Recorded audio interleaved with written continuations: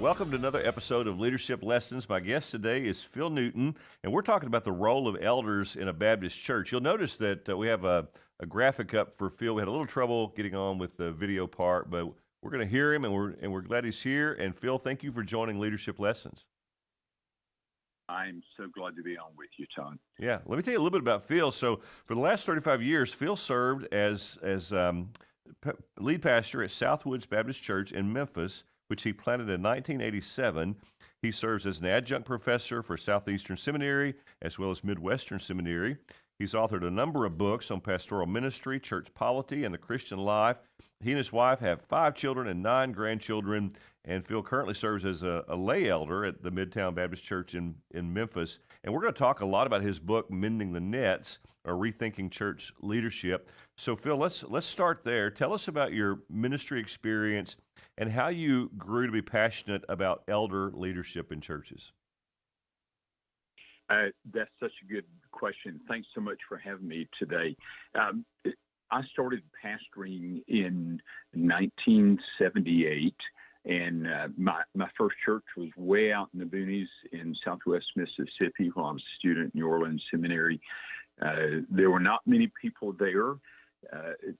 Rural church. I had a couple of wonderful men that were deacons in the church, and I was trying to learn how to pastor. I moved on to a church in Alabama, and we had some good deacons, and 2 of the men were so unusual because they were just great teachers. They had pastoral hearts, and they really were functioning as elders, and I didn't have a good category for that at that point. But I kept reading in the book of Acts. I kept reading in the pastoral epistles. I kept reading 1 Peter 5 and Hebrews 13 and other passages like that. And I thought, okay, what is this thing about elders? And I still remember when I planted Southwoods in Memphis in 1987, I was preaching through 1 Peter, and I got to chapter 5, and I thought, how do I deal with this? We just don't have a category for it, and so I wrestled. I didn't feel like I dealt with it in a substantial way, and probably about 3 years later, as a church, we realized we didn't have our polity set up. And so I started doing a study on polity with some of the guys that were the de facto leaders in the church. And we spent about 15 months just meeting here and there, trying to read everything we could find in the Bible that dealt with leadership, decision-making, structure, polity, all those kinds of things. When we got through, we thought, okay, the Bible teaches elder plurality, and these elders are functioning within a congregational framework. So how do we do that as a church? All we know are pastors and deacons. What are elders? Are they some new category? And of course, we saw that elders are not a new category, that elders are pastors, pastors are elders, but the way we function as a church made it difficult for us to really grapple with that. And so studying the scripture and then little by little reading some of the historical practices of elder plurality began to shed a lot of light on that. And we saw that we could have staff elders and lay elders, or staff pastors, lay pastors. You could interchange the term, or we could have staff overseers and lay overseers. Matter of fact, one of the early Southern Baptists preferred the title bishop. I don't know how he got away with that. I wouldn't dare try that. But we started functioning with elders in about 1992. Okay. And that began this journey of elder plurality. So 5 years after you planted, and Phil, just for the sake of our listeners, you're using the term pastor elder synonymously. that a pastor is an elder, Yes. an elder is a pastor, Yeah. and same Yeah. qualifications, no difference in qualifications. It's got to be manages his household well, husband of one wife, apt to teach, all those things that we'd say about a pastor today are Right. true of an elder. And then you're Exactly. distinguishing between two types of elders: staff elders and lay elders. And so we're assuming a Right. staff elder holds a staff position, possibly paid, likely paid vocational Yes. role. Lay elder has a different job, but he's still functioning as a pastor and elder in the church. So, what would your title as a staff elder at the Southwoods Baptist, where you planted in Memphis, would you have been an equal among elders? Would you had any kind of a lead role among the elders when you were pastor of that church or elder of that church? Yes, both and. Okay. I had the designation senior pastor. Okay. A lot of guys use the term lead pastor. I think either one of those is fine. We could say, well, that's not a biblical title, and we go, yeah, a music minister is not one either. A pastor of recreation is not one. Associate pastor is not one. We could go on and on with that. But we use that. It's an accommodation. So I'm a senior pastor, but when we met as elders, I had one vote just like all the other guys. Yeah. And my responsibility was to learn how to make the best use of that kind of partnership and relationship with those men, knowing that they were partnering with me in shepherding the congregation. So I'm sorry, go right ahead, please. Well, and obviously, I had a lot of the training and I had the experience, and so it was new for these guys coming in trying to learn. Okay, what does it mean to shepherd the church? Yeah, I go teach Sunday school, fine, but what does it mean to shepherd? And that was maybe the key issue in making that kind of transition, so that guys really began to learn that I am pastoring people. I'm not just teaching the Sunday school class. I'm not just helping lead in the work. Do I disciple, develop, care for, lead, train members of the congregation? Yeah, so I want to make one more kind of clarifying point as we continue talking. So you used a word polity, and a lot of folks would clearly know exactly what you mean when you say polity. Others may not, and you do a great job in your book, Phil, of defining some of those terms and really making things simple. By polity, you're saying how is a church governed? Is that correct?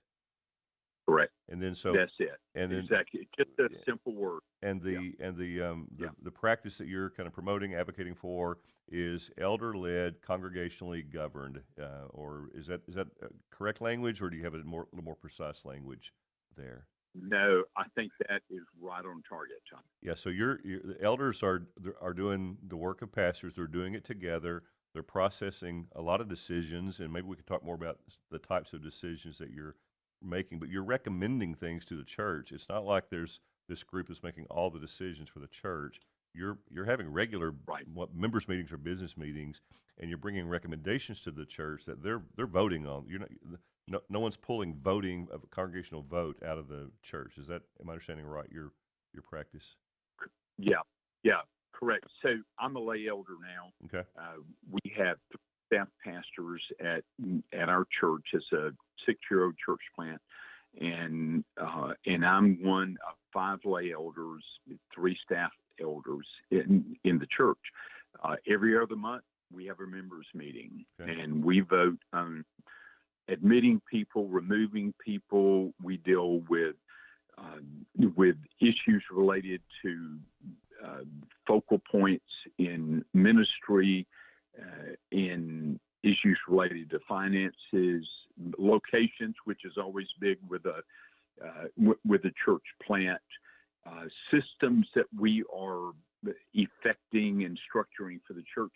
And so we do that every other month in our church.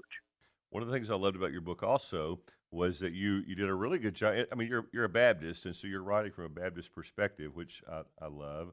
Right. And you did a great job of showing kind of the history of the use of even a plurality of elders in Baptist churches, not like recent history, last 10, 20, 30 years, but further back. So can you take just a minute to touch on that history of how the plurality of elders has been a practice in many Baptist churches? Yeah, and this to me is so helpful for us as Baptists. Thomas Kidd and Barry Hankins, in their book Baptists in America, talked about how the early churches, the early Baptist churches in Virginia, in the Carolinas, and in other places, in Philadelphia with the Philadelphia Association. In their words, they often practice elder plurality. And the same was true in England. When you look in the 1800s, in 1805, Samuel Jones was charged by the Philadelphia Association to develop a polity document for the Philadelphia Association, which was the first association in colonial America. And they were involved in planting other churches and revitalizing. So they were the real cog that made the Baptist wheel turn in America. And he stated that each church must decide the position they're going to take, whether they're going to have elder plurality or not. Mm-hmm. But he gave a strong rationale for elder plurality, and he typically viewed that these lay elders, and they generally wouldn't use that term as much. He just called them elders. Mm-hmm. But the lay elders would come alongside the vocational pastors, or in our language, senior pastors, mm-hmm. and would serve with them in the shepherding areas. And I think one interesting note for you being in Kentucky, the Elkhorn Association, which I don't know if that was the first. I think it was one of the first, or at least one of the early associations. And so in 1790, one of the figures that I tracked in some other work that I did on mentoring was John Gano, who's the mm-hmm.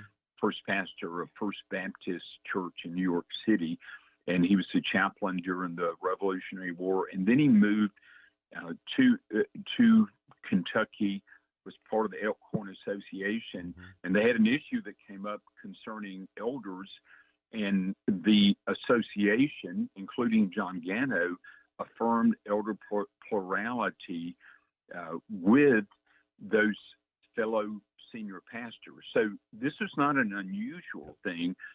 The shift came, though, and this is what is fascinating in the history, that we learn things because we got people writing books, right. and so we read Mark Dever's books, we read John Piper's books, we read John MacArthur's books, and all those books are affecting our generation, mm-hmm. and they'll bleed over, and I'm sure affect the next generation. Well, that's what was happening. Not many of our Baptist guys in colonial America were writing books, but one of those that was doing a lot of writing was Isaac Backus. Mm-hmm. And Backus grew up as a Congregationalist. His mother got arrested by the British and put in jail. So he was not fond of any kind of authority. He just pushed against it. And so when Backus became a Baptist, he was a wonderful guy. He planted churches. He was certainly a leader among Baptists. But when he sent guys out to plant churches, he forbade them to have elder plurality because he was afraid of any kind of authority. Well, Isaac Backus was the most prolific Baptist writer during the colonial era. He was followed by John Leland, who took up that same mantle. And as one historian put it, Leland was more Jeffersonian than he was biblical when it came to church polity. And so Leland had that same emphasis as Backus. And then later, Francis Wayland, in the middle of the 19th century, had more of a hyper-congregational approach. So the congregation was doing everything, which ends up being, one, unbiblical, and two, unwieldy, mm-hmm. and moving the church forward. And then you started running into landmarkism that had this strong congregational bent and more authority put in one man that was leading the church. And you see that with J.M. Pendleton. That bleeds over into Edward Hiscock's Baptist Church Manual. And so you get to the 1900s, and very few churches had elder plurality. It pretty much washed out in the 19th century. And so here I'm pastoring in 1978, and I didn't know any Baptist churches had elders. And then a few years later, after planting our church, I found out after we had elders, there were a few churches that were beginning to adopt elder plurality, and I only knew of one Baptist church that had elders during that time.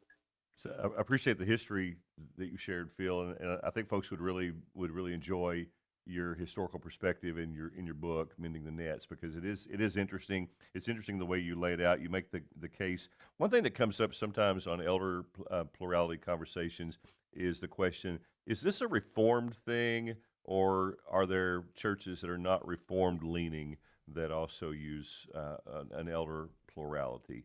How do you respond to that issue? Yeah, certainly we know that Presbyterians are going to have elders, and we're very accustomed to that. But no, it is not necessarily a Reformed thing. Probably in the last 25 or 30 years, a lot, and I don't have the statistics on it. I'm simply being anecdotal, but a lot of the churches that I see that move to elder plurality are more Reformed in their thinking, but not all of them. Mm-hmm. And I have had conversations with churches that were definitely not Reformed in their theology, and they moved to elder plurality because they saw it was biblical, and they saw the problems they were having by pastoral authoritarians on one hand, or the congregation basically trying to make all the decisions that makes it like a committee-led life almost, instead of having some real leadership. So in the earlier eras, you would have had probably a lot more of the non-Reformed churches practicing elder plurality than we see presently. Yeah, I mean, there's one church I'm thinking of that it's their history is they're not a Reformed or Calvinistic bent at all, and the pastor just reached a place where he's kind of like, I can't manage all of this alone. I need help, and he'd been to I think a John MacArthur conference and came back and told the church we need to implement a plurality of elders, and did that, and the church of course is thriving today. So one other thing that comes up, and I think you mentioned this in your book as well, Phil, is in many Baptist churches, the deacons can almost serve as an elder role. They're qualified as deacons, might not be qualified as elders. So talk a little bit about why some of the challenges that presents when deacons are functioning in kind of an elder capacity. Yeah. Well, the New Testament gives us the two offices, the office of deacon and the office of pastor, elder, overseer. I'll use those terms interchangeably. And both of those offices are necessary for the church's health, for the church to function well. The office of deacon is service oriented. Matt Smethurst has written a wonderful little book on this. Tony Wolf has written a wonderful book on it. And so there's some good resources out on this. But I like the term that Matt Smethurst used. He said deacons are shock absorbers for the church and for the elders. They are bearing a lot of a load. They're taking care of systems, physical needs. They're certainly are going to cross over and deal with spiritual needs. I mean, that's going to happen. There's overlap that happens. Thank God for that, because we certainly need that in the church. They're going to be doing benevolent work. They're going to be doing widow care. They're going to be helping the church function. Elders, on the other hand, are zeroing in on the church's doctrine and teaching, leading the church in its ministry, its mission into the world, giving spiritual care to the congregation, and specifically elders in 1 Peter 5, Hebrews 13, are being an example. They are to set a Christ-like example for the rest of the church. And so what's happened in Baptist life, we've had this modified system where you have men that maybe are qualified to be deacons, but they're not qualified to be elders. And the distinguishing characteristic is that ability to teach, 1 Timothy 3, that ability to be able to refute and correct doctrinally, Titus chapter 1, that requirement that belongs to those who are serving as elders, pastors, overseers.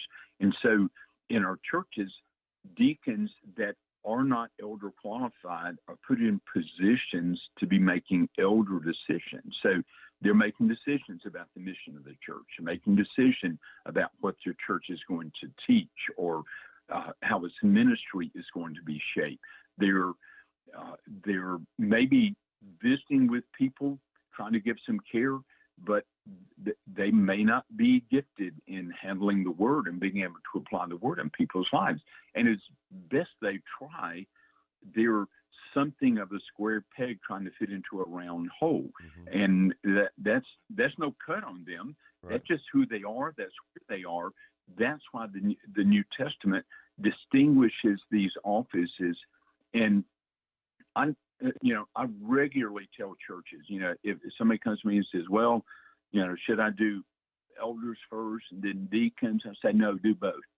You need both, because if the elders are spending their time doing the deacon ministry, then the church is going to suffer. The church is not going to be cared for the way it should.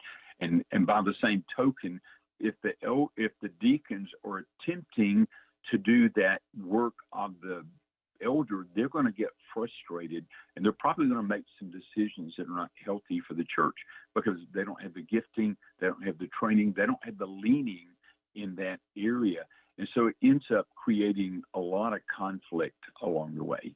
Bill, I think that another element that even complicates what you're talking about is there are some deacons who are actually qualified to be elders, and they're very good deacons. They're excellent, and they're kind of functioning like elders, and if there was a distinction, they would actually be qualified for that. So help me with this. So what might an elder plurality look like? A model look like in a church that is maybe just very small and may not have many qualified men? How do you advise a church in that setting? Yeah, let me get back to a church I was pastoring in South Alabama. I was in my late 20s, mid to late 20s, and I think we had 7 deacons. We probably had about 80 or 100 in attendance, so a small church. 2 of these men were elder quality. I mentioned that earlier.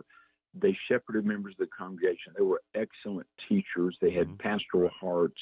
They were the kind of guys, if somebody said, well, who can I look at? Who can I look at their marriage? Who can I look at their the way they conduct their business, the way they do with their life? Who could I look at as being a great example? I would point to those 2 men.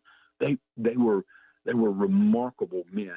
So in retrospect, had I known now or known back then what I learned years later, I probably just in an initial way, because jumping over the elder hump would have been difficult. In that was in 1980, so that would have been definitely a difficult jump. But I probably would have asked the church to let these 2 men serve as a pastor's counsel with me, or a shepherd's counsel with me, to help me in making decisions, to help me with teaching and training. That way, they would have functioned as elders they wouldn't have had the title. Right. But to me, the title's not the most important thing. The character and the function, those are the two most important things. So that's what I would have done. And there was a time that when I was at Southwoods that we did not have any elders, and I developed a shepherd's or a pastor's council, and I had several guys that instead of going rogue, you know, as a young pastor making a bunch of decisions, I had several guys that I would talk through about matters. I'm talking to about congregational issues, and they would help me with with serving members of the church. And so pastors can do that. And, you know, if some people go, well, you're acting like you have elders, and go, well, yeah. Read it in the Word. Yeah. You know, this is what the Word teaches. All I'm trying to do is be biblical and serve the church. Yeah, and you're just saying I need some help. I mean, I think that one of the great joys of pastors that do work with an elder plurality model is that they just don't feel like they're carrying that full weight of leadership alone. That there's still a leadership mantle that a senior pastor or lead pastor, whichever term you choose, carries. But if you have a healthy group of guys helping you make decisions, think through things, bounce things off of, boy, that's really a game changer. Was that your experience, Phil? I mean, that just alleviates some of the pressure that goes along with pastoring a church. Yeah, and I think about when you have church members that maybe have fallen into sin, disqualifying them to be members of the church, then if you're dealing with that alone, you face the chance of getting skewed. I remember early in the church, after we planted, there was a man in the church very, very well respected, and he ended up having a moral failure. I took another guy with me to confront him. We did not have elders at that time, nor did we have any kind of church discipline set up. We didn't even have polity set up, which was a massive mistake. But I remember talking with this guy, and he was denying things, and he was lying to us. And you know, it was the sort of situation, in retrospect, had we we'd already established elders, we could have worked through and addressed this man and served his wife in a much better way than just kind of limping along. And I remember some other disciplinary situations where I thought, if I did not have these other brothers bearing this load with me, I don't know that I could hold up over the weight of it, because we wept together as elders over those that we had to recommend to the church to remove after laboring with them. And then, you know, other decisions along the way. You're trying to decide about building issues. You know, are we going to build a building? Are we going to expand a building? Are we going to remodel? I don't want to be the solo guy on that. Yeah. You know, you got a lot of weight on that, and having that, and then, you know, if you're changing any of your structures, you're changing the approach to what you're doing in Sunday school. You're changing your midweek service. I want some other guys with me that I can talk to, because I know I have blind spots, and I know I'm not going to see everything clearly, and I need other guys to affirm and go, "Yep, this is good," or I don't think so. Good. Yeah, super helpful. And there were times guys push back, and that helped me. And Phil, every wise pastor is doing what you described, whether they have a formal elder plurality or not. They're talking to other, you know, key leaders in the church about these decisions, and that's just wisdom. But having that structure in place can certainly be helpful. Bill, I'm imagining that many pastors that would like to implement a plurality of elders model, some are driven by theological reasons. They say it's in the Bible, we should be doing it. Others are just driven by practical reasons, kind of some of the things you're describing. I just need help around here trying to manage this ship. But sometimes I get the sense that there's a little bit of a romanticism about having elders in place, that it's almost like a silver bullet. If if we only had Yeah. elders here, then we could, dot, dot, Right. dot, fill in the blank. How do you respond to a person who's thinking there's a little bit of a panacea effect that's going to solve our problems, having elders in place? Yeah, yeah, that is an issue that I'm regularly having conversation with pastors because if guys think if I can just get elders, this is going to solve everything, and I tell them, well, it may create some new problems for you. Yeah. I do think it can help in many ways, but you don't have omniscience in those that are being recommended to serve as elders. Mm-hmm. Some of your elders may not turn out to be what you thought they would be. Yeah. So that's one thing. You may have elders that strongly disagree with you, and you may have a stubbornness about it that's going to create problems, and you may be the problem more so than the elders. Absolutely. So there are things you have to learn about yourself as well as learn about others. And so what I recommend is that one, if you develop elder plurality, think through about the details. You're not going to be able to cover every detail. You're not going to be able to foresee every scenario, but think through on the structure. Be very focused on the kind of character that you're looking for in the men, and do you see shepherding gifts in those guys? Do you see that? And I think when that happens, you probably will have fewer issues, but you're still going to have problems. I mean, we are sinful people being led by sinful people, needing the grace of God constantly. And so, sometimes as elders, we're going to make a poor decision, and maybe we're going to jump the gun on disciplining someone when we should have waited a little bit longer, or maybe we're going to try to change some structure in our church, or the times, or some class setup, and we should have been a little more patient. So we're going to create a lot of our own problems, but overall, I would put a lot of weight in saying, I think it's going to help you a whole lot more than it's going to hinder you. And Phil, maybe I know you would add to that, and take your time and talk to a lot of people, a lot of other church leaders, a lot of churches that already have elders in place.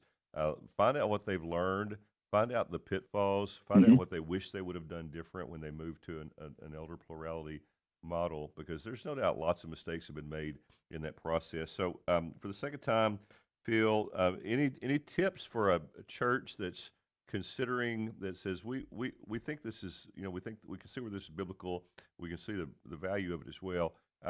What resources would you recommend? What books should they read along with the scripture? You mentioned Acts and 1 Peter, Hebrews 13, and other places in the Bible.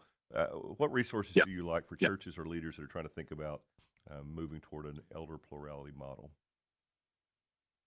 Yeah, I think one, make sure in your regular expositional preaching ministry that you're addressing faithfully those texts.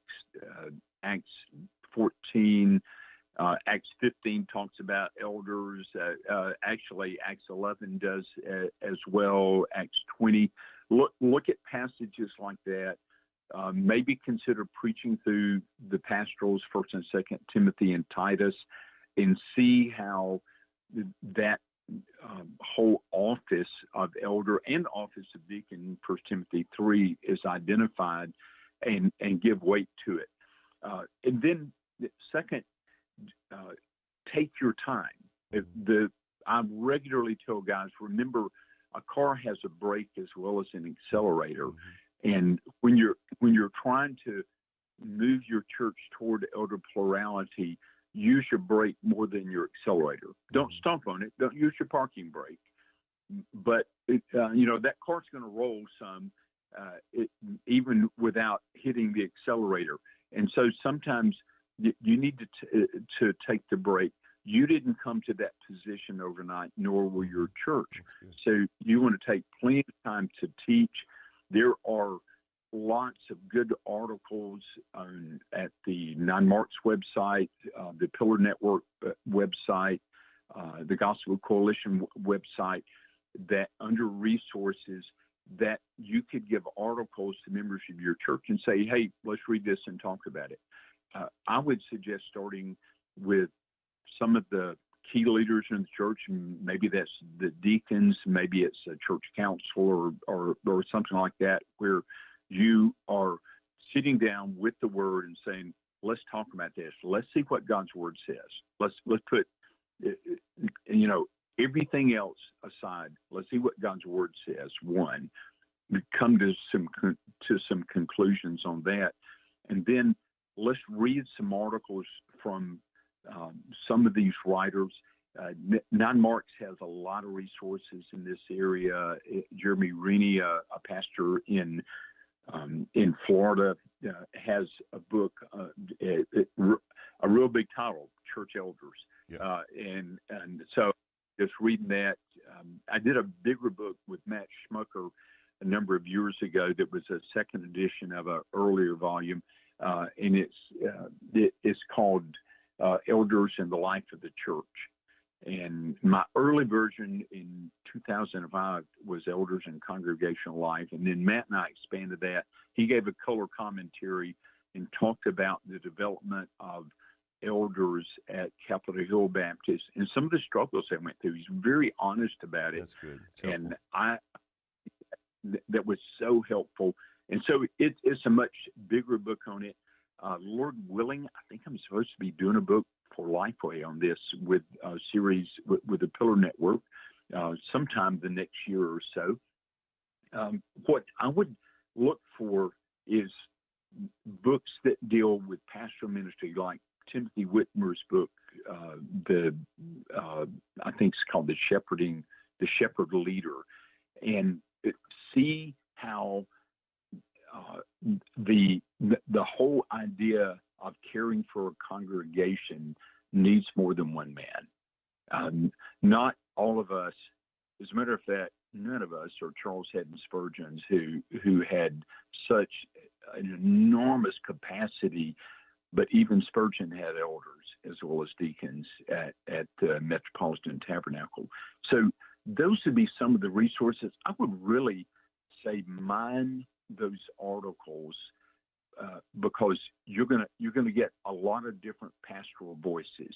So you can read what Rich Haddon and I have done in Many Vignettes, or what Matt Schmucker and I did in Elders in the Life of the Church, or what Jeremy Rennie did in Church Elders with a single voice. But you get on those articles and you're going to read dozens of different pastors and elders talking about how they have established elder plurality, talking about what elders do, talking about some of the challenges along the way.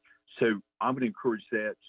Brian Croft, who is in Kentucky, has written a lot of material along this line. So take advantage and take advantage of footnotes. I've got a lot of footnotes in Many Vignettes and in the Elders in the Life of the Church, and a bibliography that will be helpful in identifying more books. Phil, you've helped us. We're grateful for your time. We're sorry folks couldn't see your face today. A friend had sent me a text that you also wrote forward for a book, Shifting Polity. But we're grateful for your work, and thank you for taking the time to join Leadership Lessons today. Well, thank you so much. It is a joy to Thanks be for with you. listening Thank to you for the Leadership good work Lessons. An audio podcast of this program is available on Spotify, Apple Podcasts, and more. The Kentucky Baptist Convention was created by churches for churches to help churches reach Kentucky and the world for Christ. For more information about the KBC and the cooperative program which fuels our ministry, go to kybaptist.org. We'll see you next time on Leadership Lessons.